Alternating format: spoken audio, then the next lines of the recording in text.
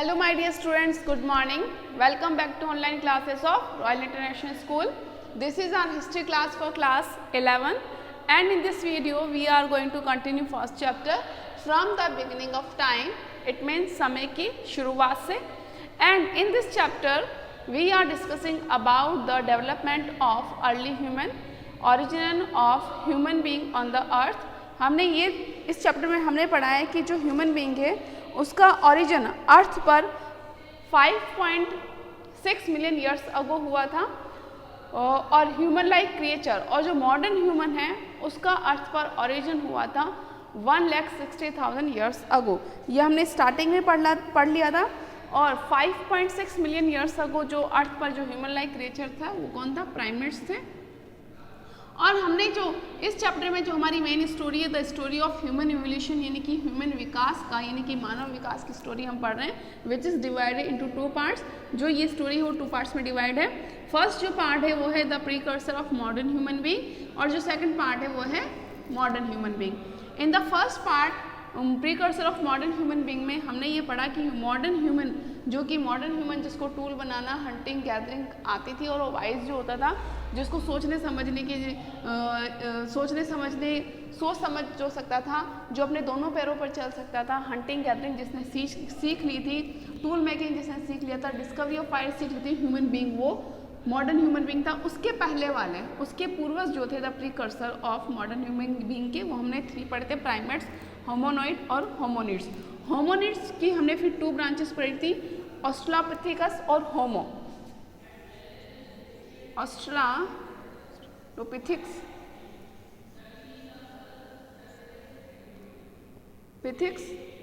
और होमो. होमो फिर 3 पार्ट्स में डिवाइड था, होमो हेबियस, होमो सेपियंस और होमो इरप्ट्स. तो होमो फिर से 3 पार्ट्स में डिवाइड था. होमो 3 पार्ट्स में कौन कौन सा था? होमो हेबियस,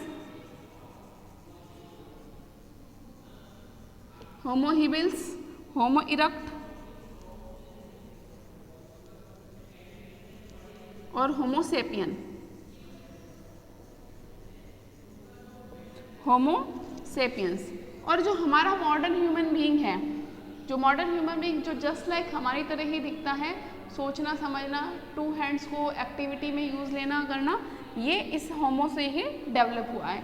मॉडर्न ह्यूमन बीइंग में हमने जो पढ़ा था सबसे पहले टॉप पॉइंट जो मॉडर्न ह्यूमन बीइंग का वो पढ़ा हमने वो इसको ओरिजिन को लेकर गया था. और ओरिजिन को लेकर के इसके 2 व्यूज़ थे. पहला व्यू था रिप्लेसमेंट एंड रीजनल कम्युनिटी वाला और जो फर्स्ट था वो था रिप्लेसमेंट और सेकंड था रीजनल कॉन्टिन्यूटी मॉडल. इस तरीके से 2 मॉडल पढ़े थे, 2 व्यूज़ पढ़े थे regarding origin of human modern human being कि मॉडर्न ह्यूमन बीइंग का ओरिजिन कहाँ हुआ था. इसको लेकर के हमने 2 व्यूज़ को डिस्कस किया है. फर्स्ट व्यू था रिप्लेसमेंट और जो फर्स्ट था वो रीजनल कॉन्टिन्यूटी मॉडल था. रीजनल कॉन्टिन्यूटी मॉडल मतलब इसका ओरिजिन सिंगल प्लेस पर हुआ था. और सेकंड जो था replacement continuity model. Replacement model में हमने ये पढ़ा था कि इनका जो ओरिजिन है यानी कि मॉडर्न ह्यूमन बीइंग जो आदि मानव है इसका ओरिजिन डिफरेंट प्लेस पर हुआ था. आफ्टर दैट हमने पढ़ा वेज ऑफ ऑब्टेनिंग फूड कि जो अर्ली ह्यूमन वो उसका वेज क्या था ऑब्टेनिंग फूड का. तो हमने पढ़ा था हंटर था, गैदरिंग था, स्कैवेंजिंग था, फिशिंग था और hunting. These were the 4 ways of obtaining food. After that we have started topic early human from trees to cave and open air कि early human from trees यानी कि जो primates थे, जो प्राइमेट्स यानी कि जिसमें एप कैटेगरी इंक्लूड होती है वो पहले ट्रीज पर रहते थे. ट्रीज पर रहते उसने स्टार्ट कर दिया केव्स में रहना. आफ्टर दैट उसने ओपन एयर प्लेसेस में घर बना करके रहना स्टार्ट कर दिया. And today's our topic is early human from trees to caves and open air site.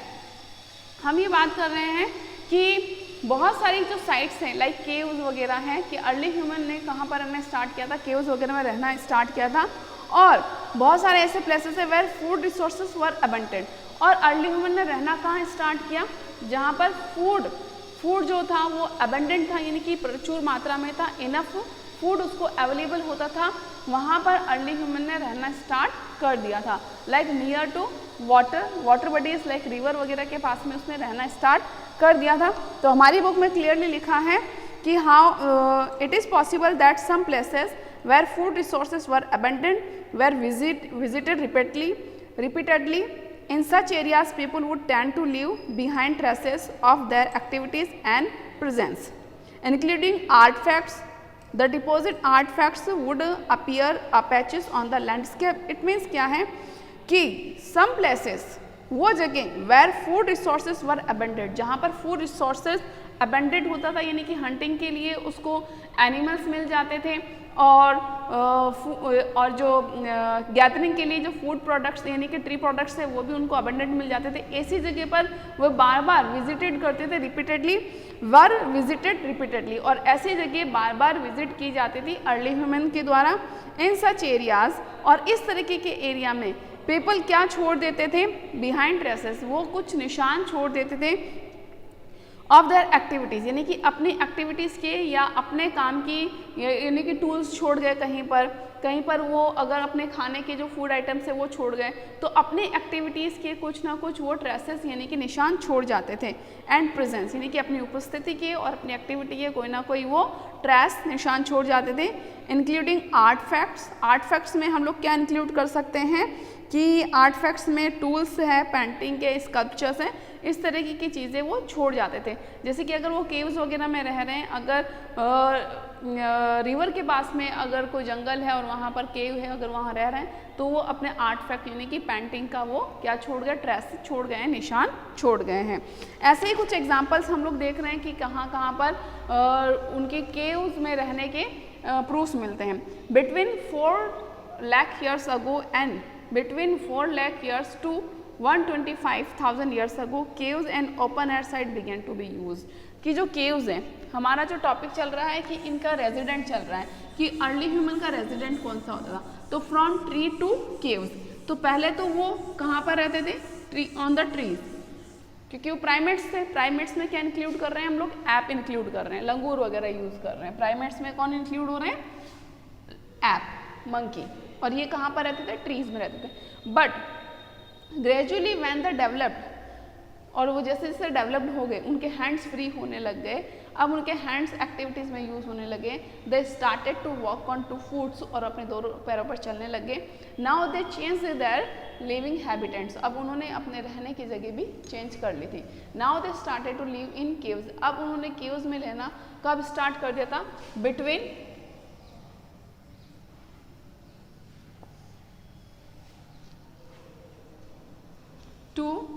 125,000 years ago, यानी कि इतने सालों के बीच में 4,00,000 to 125,000 years ago, caves and open air site, यानी कि जो गुफाएं हैं और खुले मैदान में उन्होंने रहना शुरू कर दिया था।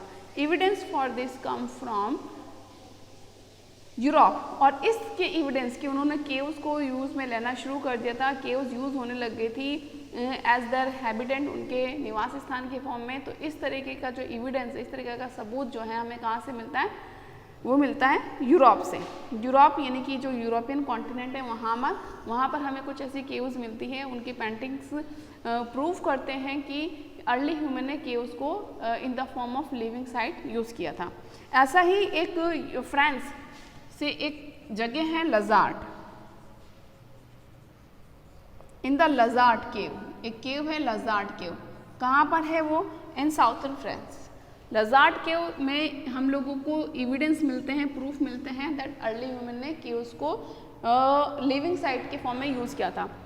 तो for this in the Lazaret cave of southern France, ये कहाँ की है, साउथर्न फ्रांस की है। इन साउथर्न फ्रांस, लजार्ट केव के साउथर्न फ्रांस से हम लोगों को एविडेंस मिलते हैं। क्या एविडेंस मिलते हैं, in the Lazaret cave in southern France a 12x4 shelter was built, कि इस लजार्ट केव में एक 12x4 की एक शेल्टर बनाई गई है, एक शरण जगह बनाई गई है, और उसमें इनसाइड इट, और उसमें हमें जो एविडेंस मिले हैं from which it is proven, इससे ये प्रूव होता है that early human lived in cave, तो इनसाइड इट 2 हर्ट्स, हर्ट्स का मतलब होता है जो जिसको हम अंगीठी कहते हैं, मिट्टी के चूल्हे मिले हैं। And evidence of different food sources, और इसमें फूड सोर्सेस के भी यानी कि बहुत सारे खाने के एविडेंस भी मिले हैं, जैसे कि वेजिटेबल्स है, सीड्स हैं, नट्स हैं। तो we find evidence from the Lazaret cave in southern France. हमने ये तो मालूम कर ही लिया है कि केव्स का जो यूज़ है वो कब से होना शुरू हो चुका था, 4 lakh years to 125,000 years ago caves to be used in the form of living site, and for this we और इसके लिए जो हमें एग्जाम्पल्स मिलते हैं, एविडेंस मिलते हैं, for this evidence come from the Europe continent से हम लोगों को काफ़ी इसके एग्जाम्पल मिलते हैं।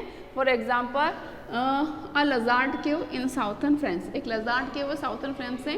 From this cave we find evidence of hearths, हम लोगों को हर्ट्स के एविडेंस यानी कि क्लू मिले हैं, अंगीठी मिट्टी के चूल्हे के एविडेंस मिले हैं, as well as food sources के भी एविडेंस मिले हैं, like nuts, fruits, vegetable etcetera. ऐसे ही एक और केव है, वो केव है कौन सी,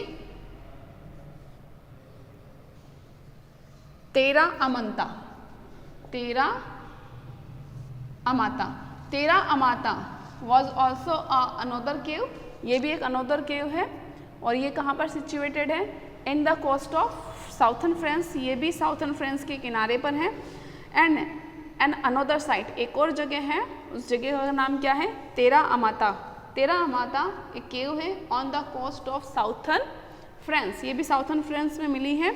और इसका जो रूफ है, इसकी जो रूफ है विथ रूफ ऑफ वुड, लकड़ी की रूफ है, एंड ग्रासेस वर बिल्ट, यानी कि घास फूस और लकड़ी से इसकी छत बनी हुई है, for short term seasonal visits. और इससे ये पता चलता है कि शॉर्ट टर्म यानी कि थोड़े टाइम के लिए अर्ली ह्यूमन इस जगह पर ठहरता था और विजिट करता था।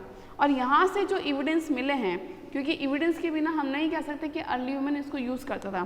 पीसेस ऑफ बैक्ड क्ले, यानी कि मिट्टी के पीसेस, मिट्टी के बर्तनों के यहाँ पर पीसेस मिले हैं, have been and burnt bone along with stone tools, यानी कि स्टोन टूल्स भी यहाँ पर मिले हैं। डेटेड, और उसकी डेट क्या है, 1.4 to 1.4 and 1 million year ago के टाइम के स्टोन टूल्स और क्ले पॉट्स यहाँ पर मिले हैं। अब हम लोगों ने 2 केव्स के एग्जाम्पल्स दिए हैं, एक तो दिए हैं Terra Amata and Lazaret cave. From these cave lots of evidence have been found which was related to early human, like the hearts and the sources of food like vegetable, nuts, seeds. And in the Tara Amanta site, at the Tara Amanta site we have found backed clay pots, and एक तो हमें back clay pots मिला है, and the pieces of bones and stone tools, यानी कि हड्डियों से बने और पत्थरों से बने टूल्स के एविडेंस भी हमें यहाँ पर मिले हैं।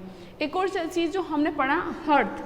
हर्थ क्या होता है, हर्थ होता है मिट्टी का चूल्हा। तो यहाँ पर हम लोग बता रहे हैं कि जो हर्ट्स हैं, हर्ट्स जो मिट्टी के चूल्हे हैं, उससे क्या प्रूफ होता है, was very useful for the early human, ये बड़ा यूजफुल था। हर्ट्स वर फायर, इसमें आग तो जलाई जाती थी, तो fire was very useful for the early human. They cooked food and it was very helpful to give light and protection in the cave. और जो फायर थी वो बहुत हेल्पफुल थी अर्ली ह्यूमन के लिए कि वो गुफाओं में उनको लाइट प्रोवाइड करवाती थी और उनको प्रोटेक्शन भी प्रोवाइड करवाती थी। तो देखो बेटा, यहाँ पर हमारी बुक में क्लियरली लिखा है कि hearths on the other hand are indications of the control use of fire. Control use of hearth का मतलब होता है चूल्हा। कंट्रोल यूज ऑफ फायर है कि एक तो आग लग जाए जिसकी कोई कंट्रोल ही ना हो, खुले में आग लगी कोई कंट्रोल नहीं, लेकिन चूल्हे में चूल्हा जो है वो इस चीज़ का हम लोगों को इंडिकेशन बताता है कि वो कंट्रोल यूज़ करते थे आग का, control use of fire. This had several advantage, और हर्थ के यानी कि चूल्हे के बहुत सारे एडवांटेज थे। Fire provided warmth and light inside caves, सर्दियों में उनको वो वार्मथ गर्माहट देती थी और लाइट भी प्रोवाइड करवाती थी। And could used for cooking, और इसको कुकिंग के लिए भी यूज़ करते थे। Besides it fire was used to harden wood, ये जो लकड़ी होती है उसको और मजबूत करने के लिए उसको यूज़ किया जाता था। As for instance the tip of the spear, यानी कि जो भाला होता है उसकी जो टिप, यानी कि उसका जो ऊपर का जो भाग होता है वो लकड़ी का बना होता है और उसको और ज़्यादा मजबूत करने के लिए फायर का यूज़ किया जाता था। The use of heat also facilitate the flaking of tool as important fire could be use to scare away dangerous animal. Of course fire का यूज़ होता था, fire was use to scare dangerous animal, यानी कि जो खतरनाक animals होते थे, wild animals होते थे, उनको स्केयर करने के लिए, उनको डराने के लिए भी फायर का यूज़ होता था। तो इस तरीके से हमने पढ़ा कि जो अर्ली ह्यूमन है, जो मॉडर्न ह्यूमन बीइंग है, उसने केव्स का यूज़ स्टार्ट कर दिया था for the living. And for this we have two example Lazaret cave in the southern France. From here we got the evidence of, हमें इसके यहाँ पर किस किस के एविडेंस मिले हैं, evidence of the sources of food और इसके अलावा जो टूल्स वगैरह के मिले हैं। एंड तारा अमांता से हमें जो मिला है, सॉरी हर्थ का जो एविडेंस मिला है वो लजार्ड केव से मिला है। तारा अमांता से जो हमें एविडेंस मिला है, evidence of bone and stone tools के एविडेंस मिले हैं, as well as we found the evidence of baked clay, और हमें बैक्ड क्ले के भी एविडेंस मिले हैं। लास्ट के पैराग्राफ में लिखा था हर्ट्स का जो यूज है, यूज़ किया था कि ये एक इंडिकेशन था कि that early human use control use of fire, या कि वो जानता था कंट्रोल यूज़ ऑफ फायर का। और जो हर्ट्स है यानी कि जो चूल्हे हैं, इसके बहुत सारे यूज़ होते थे, या फायर का बहुत ही ज़्यादा यूज़ बहुत ही इंपॉर्टेंट थी for the early human. Early human making tools. अब हम बात करते हैं अर्ली ह्यूमन का tool making.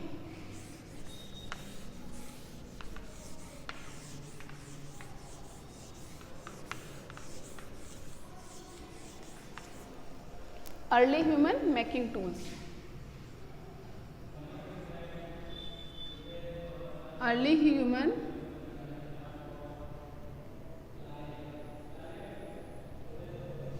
making tools. As we all know that early human made tools, stone tools की वो stone tools बनाता था। and stone tool जो stone tool है या उसको टूल एज जो कहते हैं, टूल एज को हम लोग 3 पार्ट्स में बांट सकते थे। Palaeolithic, mesolithic and neolithic age. Okay, in these 3 ages, जो तीनों एज हैं, stone age, palaeolithic age, mesolithic यानी कि middle stone age, neolithic stone age, by the in the first period of stone age, जो फर्स्ट पीरियड था stone age का, palaeolithic stone age, जिसको old stone age भी कहते हैं। पैलायोलिथिक स्टोन एज जिसको हम क्या कहते हैं,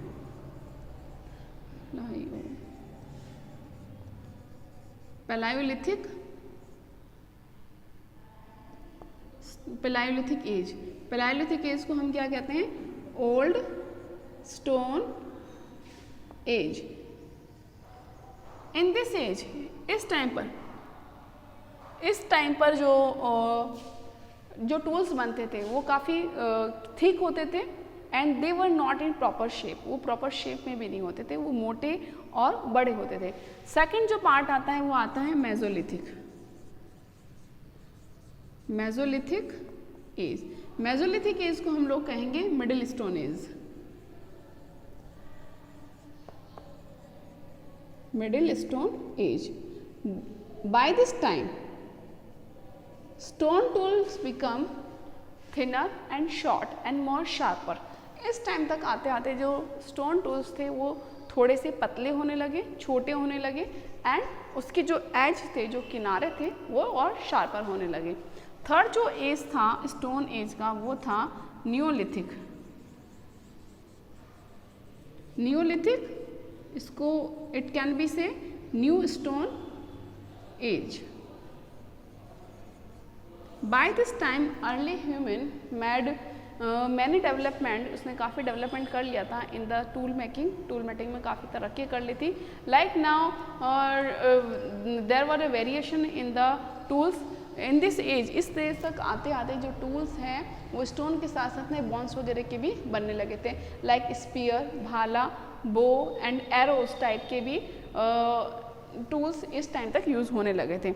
let's we start early human making tools.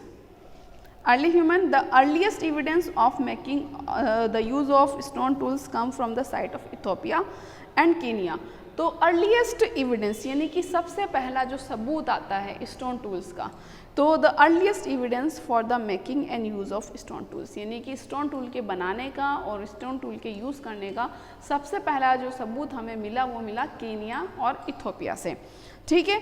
और यहाँ पर ये भी बात क्लियर होती है, it is likely that the earliest stone tool makers were australopithecus. Australopithecus कौन थे? एक ब्रांच थी होमोनोइड्स की, यानी कि होमोनिड्स की, यानी कि प्राइमेट्स और जो होमोनोइड थे वो टूल मेकिंग नहीं जानते थे।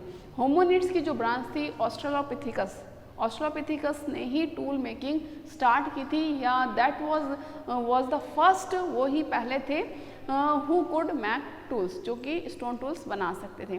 तो स्टोन टूल्स का earliest evidence we can find from the Ethiopia and Kenya, and it is likely, और ये ऐसा लग रहा था उन स्टोन टूल्स को देखते हुए, that the earliest stone tool makers, जो सबसे पहले टूल मेकर्स कौन थे? ऑस्ट्रालोपिथिक्स थे। आगे यहाँ पर लिखा है कि man and women both could make tools, दोनों ही क्या बना सकते थे? टूल्स बना सकते थे। तो ये it is possible that stone tool makers for both man and women, कि ये भी पॉसिबल होता है, ये भी एविडेंस से पता चला है कि मैन और वुमेन दोनों ही टूल मेकर्स थे, दोनों ही क्या स्टोन टूल्स बनाते थे। वुमेन के लिए खास बात कही गई है, women in particular they have made and used stone tools to obtain food, कि जो वुमेन है वो एक ख़ास तरीके से स्टोन टूल्स बनाती थी और उनका यूज़ करती थी फॉर फूड देमसेल्फ, अपने आप के लिए, as well as to sustain their children, और अपने बच्चों को जीवित रखने के लिए भी उनका यूज़ करती थी after the weaning. After the weaning, यहाँ पर एक वर्ड आया वेनिंग। वेनिंग का मतलब होता है कि मदर फीड, जब तक वो मदर फीड करते थे उसके बाद वो अपने बच्चों को सस्टेन करने के लिए क्या यूज़ करती थी? टूल्स का यूज़ करती थी। तो women in particular may have made and use tools, कि वो ख़ास तौर से वुमेन क्या करती थी? टूल्स को बनाती थी और यूज़ करती थी टू ऑब्टेन फूड। और टूल्स का यूज़ किस लिए होता था? मेन रीज़न ही उसकी जो एक्टिविटी थी टूल्स की या यूज़ जो था ऑब्टेनिंग फूड था। तो खाने को ऑब्टेन करने के लिए, खाना पाने के लिए जो औरतें हैं वो टूल्स बनाती थी और उनका यूज़ करती थी, और खाना ऑब्टेन किस लिए करती थी? For themself and to sustain their children after weaning. About 35,000 years ago. अब एक चीज़, पहले तो टूल्स किसके बने होते थे? सिर्फ स्टोन के बने होते थे, बट लेटर अब टूल्स बोन्स के भी बनने लगे थे, ठीक है, और हॉर्न्स यानी कि जानवरों की सींगों से भी बनने लगे थे। तो इस तरीके का जो इम्प्रूवमेंट है वो कब आया? अबाउट 35,000 ईयर्स अगो। तो अबाउट 35,000 ईयर्स अगो, यानी कि लगभग 35,000 साल पहले। Improvements in techniques for killing animals are evidence from the appearance of new kind of tools। जैसे कि क्या है कि about 35,000 years ago improvement in technique of killing animals, यानी कि अब जानवरों को मारने की टेक्निक में चेंजेस आने लग गए थे, ठीक है। अब आर इविडेंट, और जानवरों को मारने की टेक्निक में यानी कि उनके तरीके में चेंजेस आना किस बात का एविडेंट है, किस बात का सबूत है? It was the evident in the changes of tools, यानी कि अब क्या है कि जो अब टूल से वो चेंजेस होने लगे थे, it was the evident of new kind of tools, कि अब 35,000 तक आते आते नए नए तरीके के टूल्स आने लगे थे। नए नए तरीके के टूल्स कौन कौन से थे? New kinds of tools. तो हम कह सकते हैं about 35,000 years ago there was changes in the kinds of tools, now new kinds of tools were used. अब नए काइंड्स ऑफ टूल्स यानी कि नए तरीके का यूज होने लगा था, लाइक स्पीयर यानी कि भाला,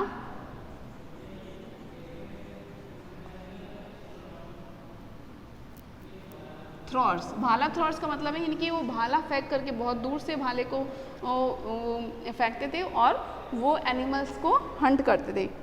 बो, धनुष एंड एरो। तो इस तरीके के जो नए काइंड्स हैं, नए काइंड्स ऑफ टूल्स सामने आने लगे। अब क्या होता है कि जब नए काइंड्स ऑफ टूल्स यूज़ होने लगे, अब जो फ्लैश टीयरिंग का तरीका है, यानी कि मांस जो फाड़ने का तरीका वो भी चेंज होने लगा। अब वो मीट को बोन से अलग कर लेते थे। The meat thus obtained was probably proceeded by removing the bones. अब जो मीट वो जो ऑब्टेन करने लगे वो बोन से, क्योंकि अब क्या होने लगा था कि ये जो बो है, औरो है, ये एरो जो स्पीयर वगैरह ये बॉन्स के बनने लगे, यानी कि हड्डियों के बनने लगे। तो इन्होंने अब हड्डियों को क्या करने लगे, जो मीट है रिमूव्ड होने लगा किसे, बॉन्स से। The meat thus obtained was probably proceeded by removing the bones, यानी कि अब जो मीट ऑब्टेन किया जाने लगा वो processing by removing from the bones, यानी कि अब उनको बोन से रिमूव करके यूज़ करने लगी, वो मीट को खाने लगे। Followed by drawing, smoking and storage. अब मीट को वो सुखा करके और स्टोर करके यूज़ ले लग जाते थे। And thus this type of meat, इस तरीके का जो खाना है या फूड है या मीट है वो अब आने वाले टाइम के लिए could be stored for later consumption, यानी कि बाद के लिए वो स्टोर कर सकते थे। अब आगे क्या चेंजेस आ रहे हैं, देखो बेटा, पहले सिर्फ स्टोन टूल्स होते थे, but by the time of the 35,000 years new kind of tools were used, spear, throwing, bow and arrow. अब क्या क्या changes, there were other changes, और भी चेंजेस आए, such trapping of fur bearing animal. अब उन्होंने फर वाले एनिमल्स को क्या करना शुरू कर दिया, ट्रैप करना शुरू कर दिया, ठीक है, यानी कि उनको पकड़ना शुरू कर दिया। अब वो फर वाले एनिमल्स को क्यों ट्रैप कर रहे थे, उनको क्यों हंट कर रहे थे, their fur were used as clothes, क्योंकि उनकी जो खाल है, उनके जो फर है वो किस में यूज़ किए जाने लगे, कपड़ों की फॉर्म में यूज़ किया करते थे। तो to use the fur for clothing and the invention of swing needle, और उन्होंने फर एनिमल्स को ट्रैप करना शुरू किया and their fur used for clothing, और उनके जो फर है क्लॉथिंग के फॉर्म में यूज होने लगे। दे ऑल्सो इन्वेंटेड, और उन्होंने इन्वेंट किया swing needle. Swing needles, swing needles का मतलब होता है कि सिलाई वाली जो सुई होती है उनका आविष्कार भी उन्होंने कर लिया था।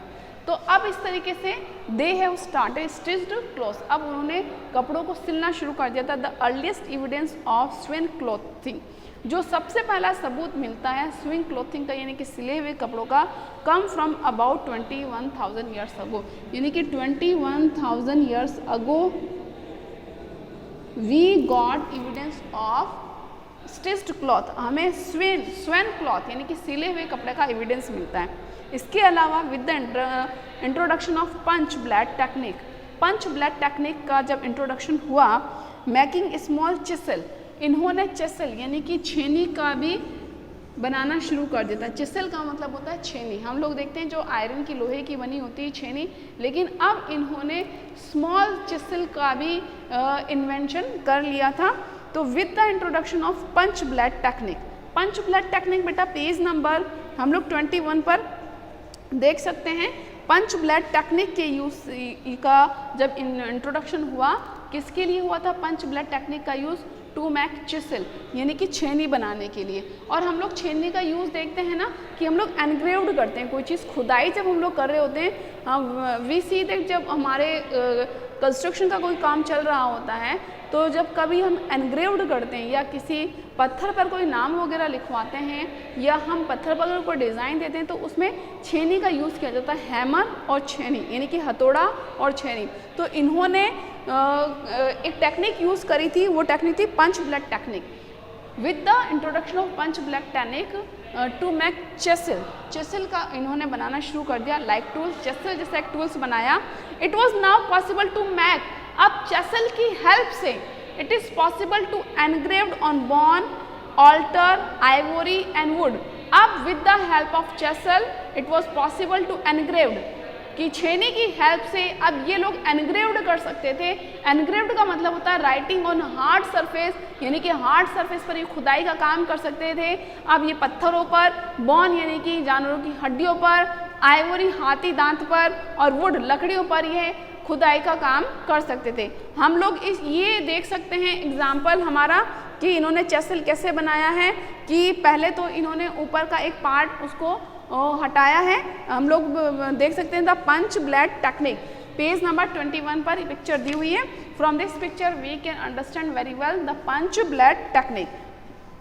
Okay, now next topic is modes of communication language and art, early human की लैंग्वेज कौन सी थी and how did they communicate to each other, और वो एक दूसरे से कैसे कम्युनिकेट करेंगे, which we will discuss in our next video. Till then bye bye, stay home and stay safe. I hope you like the video. Please like the video and subscribe the channel.